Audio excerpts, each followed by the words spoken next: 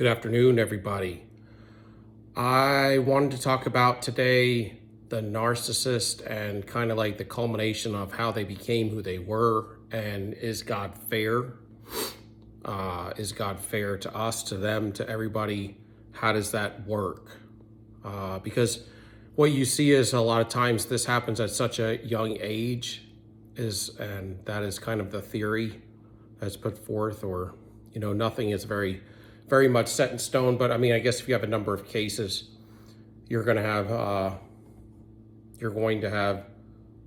that theory is going to become more fact. The problem is the information coming at you correctly. Okay, so I like to think that God is fair, and I've often thought long and hard, and I did even yesterday and last evening, and studied this a little bit further, because I do have a hard time thinking, how could somebody in early childhood be supposedly hijacked, for instance, at such a young age, and how could that be fair, or how could that be fair? Because I do believe God is a fair God, even though we grow up in different in different situations, under different circumstances. I do believe in his all-knowingness that there is fairness to this. I have gone over different scenarios of how the narcissist could have became a narcissist, how it could be fair. Sometimes I've talked about different scenarios of how the construct grew up from what it was, whether or not it was fair under me speaking on those constructs, were just, nevertheless, that's how I believed that there was those possibilities, because I don't believe exactly everything like the clinicians and psychology believes, because I know that this is a spiritual issue, in my humble opinion, but I'm not a non-clinician. So, but I have dealt with benevolent spirits in them that I was able to see and stuff like that. So, and the character of them is completely the character of Satan, of the Bible, the devil, the Diablo of the Bible. And for that to occur, and for them to all be running on similar to the same tracks, with a vacillation based on a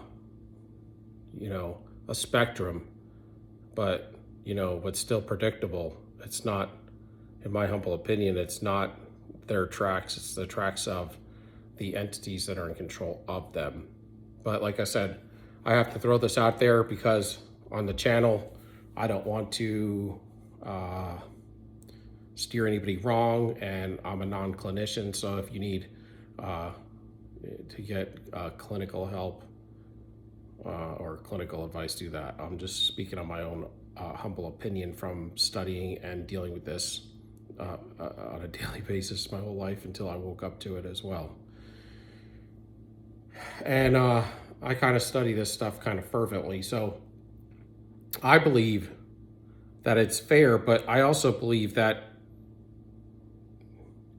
people are born into terrible circumstances and situations, but I do believe that God has given us all, we all have a certain kind of innateness. And like I said, generally speaking, I don't believe that we change from our innateness too much.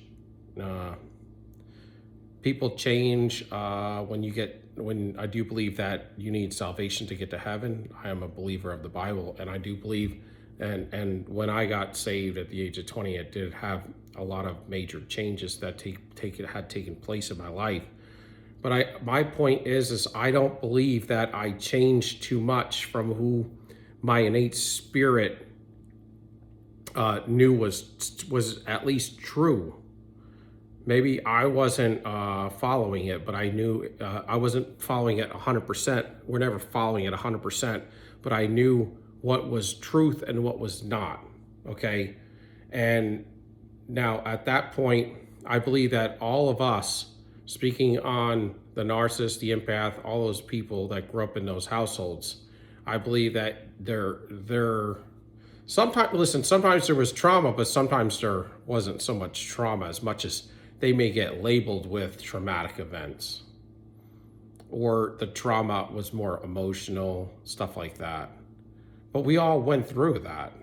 And so there's really no excuse if you grew up right beside them and you're getting um, maybe destroyed even worse, but you didn't turn out like them. It's kind of like a person that has an alcoholic father and there's two brothers and they're both twins, and one, is asked, why did you become an alcoholic? Well, my father was an alcoholic. Well, why didn't you become an alcoholic? To the other brother, and he said, because my father was an alcoholic. So it's really, we all have truth in our heart. We know what's supposed to be right and wrong. And, it's just, we're, God gives us ways out. That's my point. No matter what circumstance, situation you're in, if he's allowed you to be in that situation at birth, then he's also allowed you a way out on a righteous path.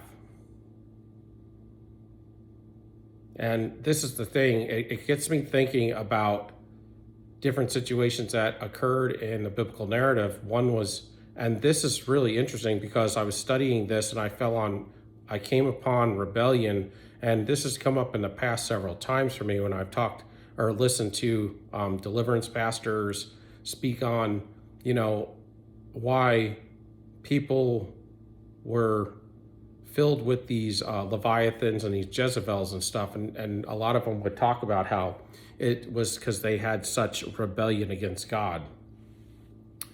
And so I was listening to somebody's page that speaks on, Christian things and things of the Bible, nothing to do with narcissism, but they had left a comment about how Esau got his birthright taken away from him because he was in rebellion toward God and wanted to be with the Canaanites. And so, but that was something that was taken from him. But God had talked about how, he kind of disliked Esau from the very beginning because he knew kind of how Esau was going to turn out. It's kind of like this. It's like when God births us into this world, he already knows, because he gives us, it has to do with some sort of a free will. It's almost that like our innateness is our free will. And that's why I say to some degree, we're kind of just walking out who we are on this earth. It's not like we have decisions to make, and those decisions are very detrimental, but it doesn't really change. Our innateness is still who it is. It's salvation gives us power and strength and the ability to have extra knowledge, wisdom, and understanding to defeat the enemy through grace and through love and through, soft answer that turns away wrath, and ways like that. The narcissist has their power. They get it through anger and rage and get backs and destruction. But, at the end of the day, this is a futile thing. This is a destructive thing for everybody, including themselves, mainly themselves. And so, but even before we were saved, our innate truth of what we believed, in my humble opinion, mine didn't change. I always believed in the Lord before I even knew the Lord. And knowing him, gave me the ability to have salvation and to understand more of his wisdom, knowledge, and understanding, and be able to walk into it properly and to be able to shed the sin that was on my life. And what I had to deal with a lot when I was a child was a lot of pride. And it wasn't pride like that I was better than everybody. It was a pride just like kind of like the narcissist has this pride. It's kind of like a pride of it's kind of, you're born with pride. That's why it says you need to be saved, because our blood is tainted, all of ours. And there's a humbling experience when you go to proclaim the Lord as your Savior, and that allows you to drop all pride. At least at that moment in time, we still deal with pride, kind of from time to time. It will pop up and it will flare up if we're not, working and understanding the Lord enough, and we are not filling our temple, because this thing's always going to be being used, as far as it's going to be used if whatever is in the temple is going to come forth. So whatever you're breathing in, whatever you're drinking and eating spiritually is going to come out. And so if it's the word, it's going to come out the word. So you got to continually feed it the word. And if you're not, you're going to be walking in a pride state, just like people of the world would. And so when it comes to the narcissist, what I guess my point is like he knows that he said he knew Jeremiah before Jeremiah was on the earth. I mean, he knew him before he was here, and he called him to be a prophet unto the nations. He speaks of in that in Jeremiah 1.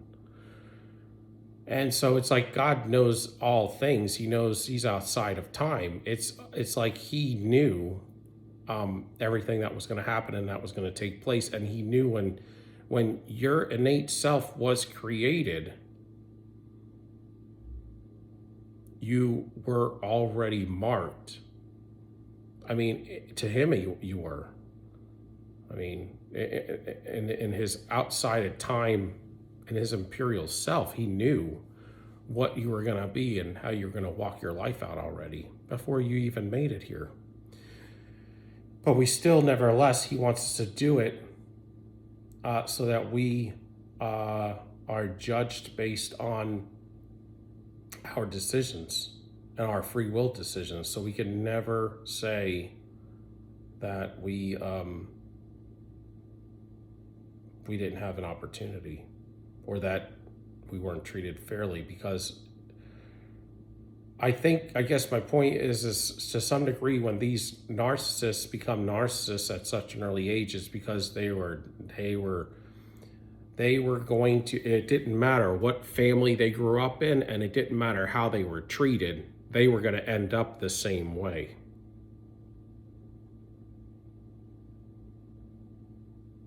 And so were you.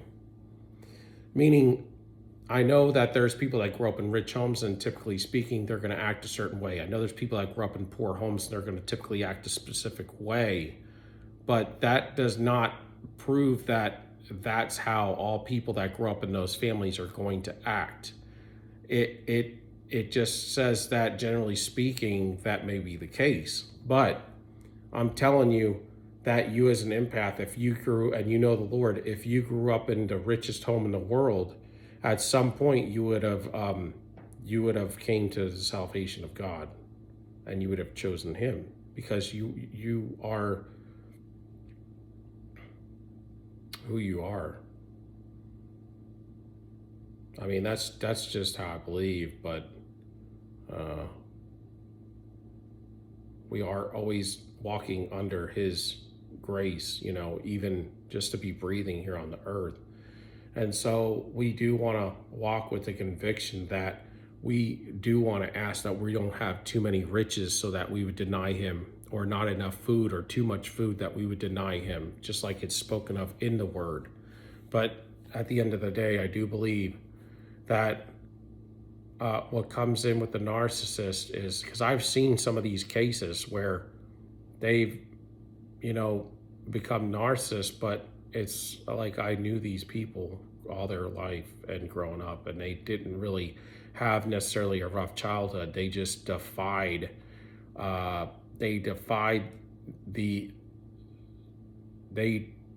leadership around them.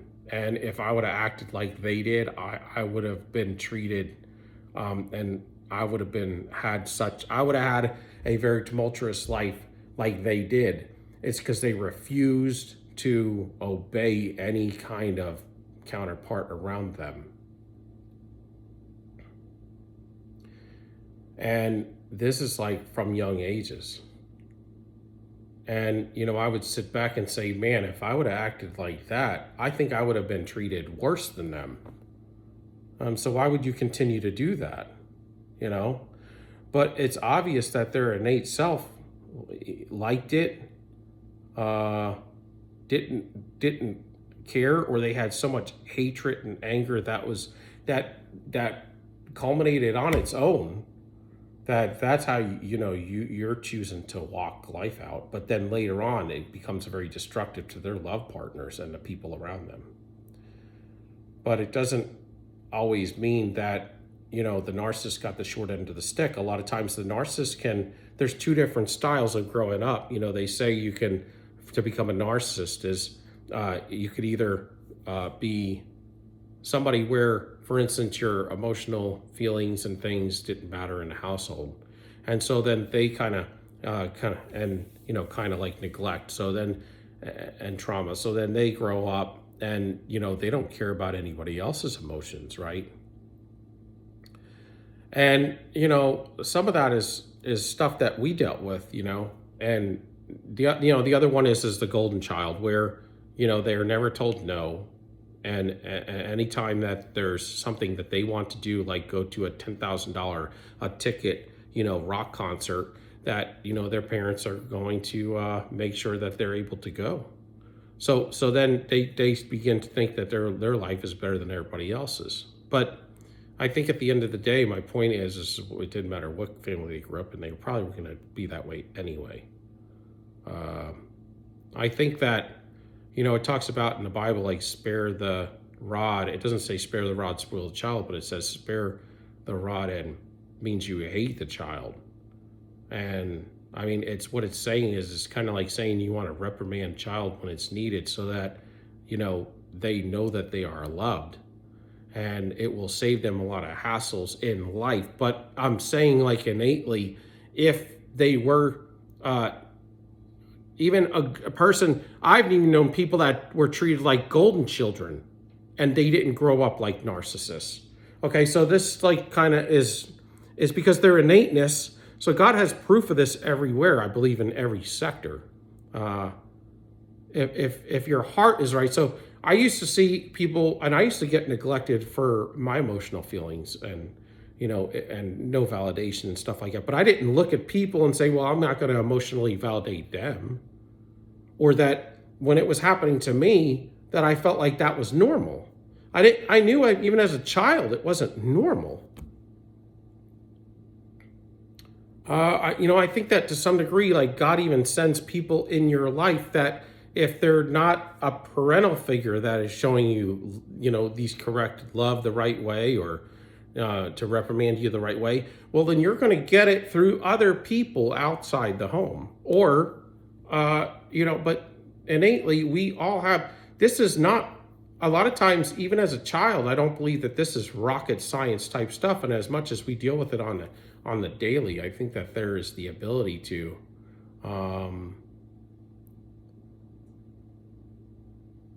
know what's true and what's right.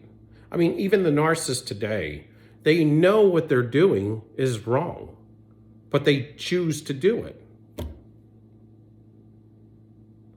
But a lot of times, they have done things, like I said, I said this in the podcast the other day, maybe even yesterday, but if you do, it was yesterday's, if you get, say, addicted to something, and like, for instance, the relationship with the narcissist I was speaking on, if you get addicted to the narcissist relationship and you do it long enough, that's going to be all you know over time, a 20-year period. And if you do that long enough, it's going to be even harder to get out of, to break from, because they're going to beat you down more and you're going to be addicted to them more because of all the stuff that they put you through. At some point, you get clouded up. Now, this is what happens is they grew up, they were born with truth in their heart. Maybe they didn't want to abide by truth. Maybe they were drawn off by evil, but they liked it. They liked it more than they liked truth, or it was too hard for them to act truthful because it is difficult sometimes to be truthful. But if they would have, for instance, there's some narcissist that's been very traumatized in their life, extremely traumatized. If you put them in a rich family and they had everything if they wanted, they might have become just the same, is my point. And then they would have blamed it that they were a golden child. And then, if they had everything that they always wanted, then, then you take those things away, or you put them in a middle-class average family with just average everything. This is the thing. I mean,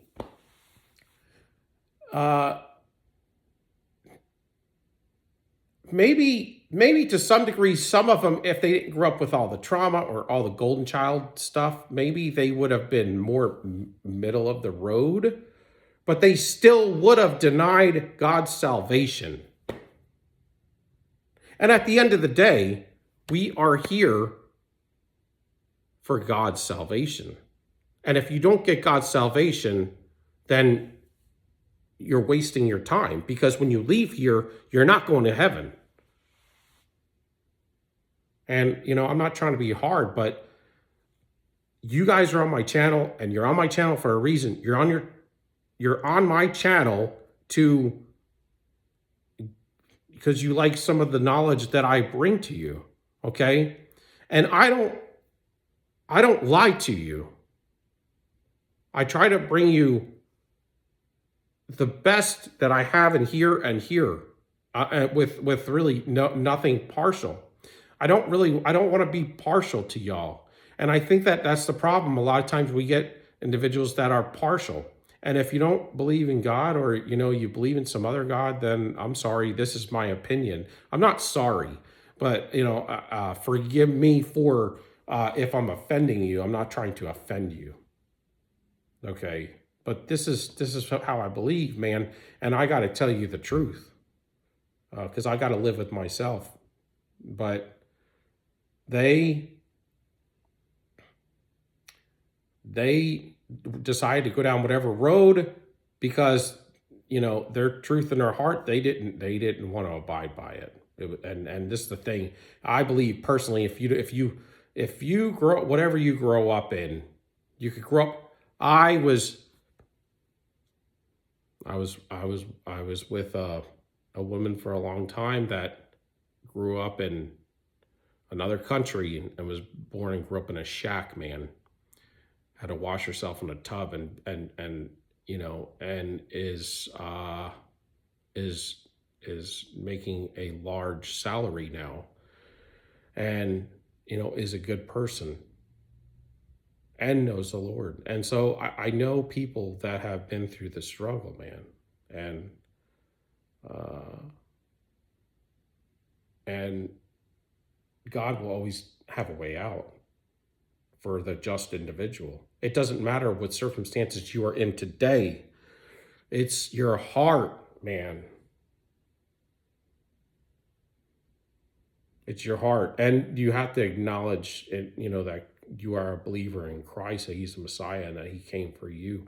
I mean, you cannot look at the biblical narrative story and tell me that Christ isn't who he says he is, or God did not. Like, there's not a God and Almighty. Like, you cannot believe that this stuff just came out of nowhere. But the problem is a lot of times people will look at the gospel as all these individuals preaching to you, wanting your money, doing fake, healings and stuff like that. See, a believer of Christianity, you can't look outside to nobody. You have to try to surround yourself by iron, people that know the Lord, so you can sharpen iron up. But you got to cut through the facade of this world and what the world calls Christianity. And when you know the Lord, then the Lord will show you pure truth and his power and his might. But it's not going to come at you. God's humble, and he will not make you a superhero per se. I mean, if he does, it's for him to get the glory most of the time. You don't want the glory, because if you get the glory, you're going to defy God anyway. So you can't handle the glory. Your place here on earth is to get to heaven. He gives you your rewards in heaven, because that's where you can handle it. You can't handle your reward here.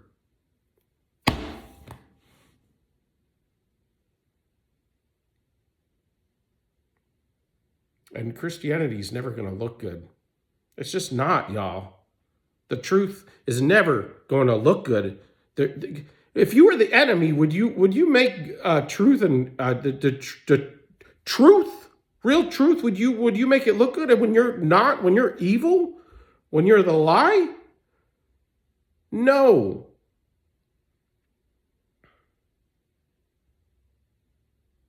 You would try to make the truth, try to look like the truth, but really a mockery, just like they're doing.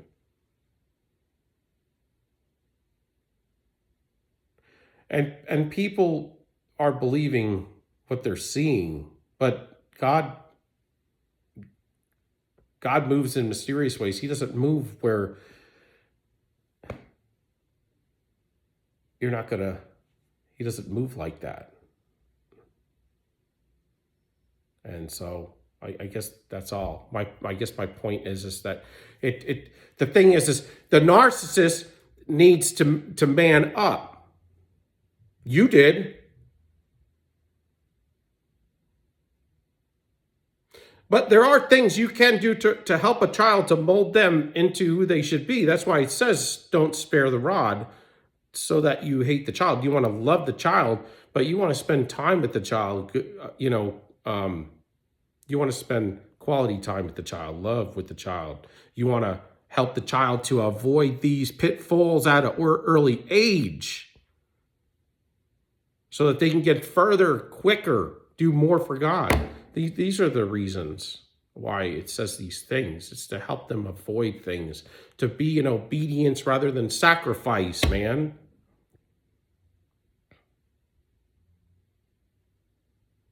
God's good and God is fair. And a lot of times these people, if they even at an early age defied God, they were going to defy him anyway. And there's just not many people that make it to heaven.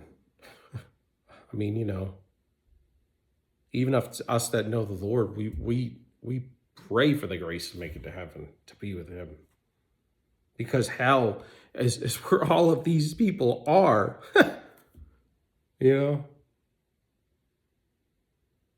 But while God will give you the satisfaction that you know him, you will. But we have to work harder at our relationship with him. He just wants a relationship with you. That's why it's not about religion. Religion is man's way to God. That never works. Man could never make anything to get to God. That's why it's called a free gift, salvation. Let me go because it's 27.29 minutes. Anyway, love y'all. Peace. Told you up. We out.